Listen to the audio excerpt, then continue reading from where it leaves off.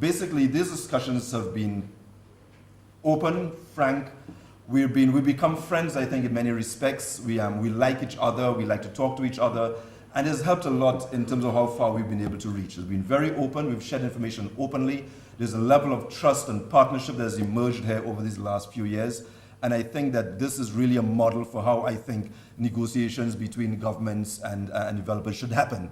That the suspicions need to be out of the window, that we're all trying to achieve something. The developer is looking to develop a technical resource that they have the expertise in, but they're looking to make a reasonable profit on their return. Perfectly understandable.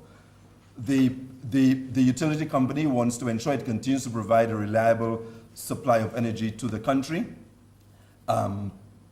At the least cost to itself, it also needs to optimize its returns so that it can provide that continued development. The government has an obligation to ensure a fair tariff for its people, and to ensure there is a reliable supply of energy and a sustained supply of energy. And in addition to that, given the transition that's taking place in the world today, the government of St. Lucia is committed to energy security. And that is why the discussions we've not taken on the discussion so much on natural gas.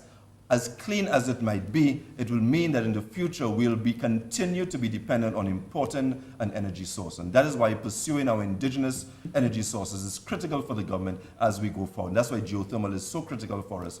And a lot of people don't understand it. Up to yesterday, someone was in my office, ostensibly representing the Caribbean Development Bank, and suggesting to me that geothermal was far too expensive and that the country should not pursue that type of development.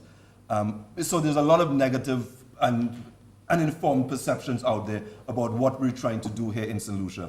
And that is why, as open and as frank we are about the information that we share, and as we arrive at this thing together, I think it will certainly be a model for how a small island engages in partners, international partners from around the world, and pursues sustainable energy resource for itself in a way that guarantees the livelihoods of its people going forward, and allows it to have some kind of sustainable economic development as it moves itself forward. So I want to thank everyone for being here. I want to thank you for the level of trust and openness that has happened over the last few years, and I look forward to that continued openness, frankness, and informed discussion as we've had. So with these few words, I want to welcome everyone here. Welcome to St. Lucia.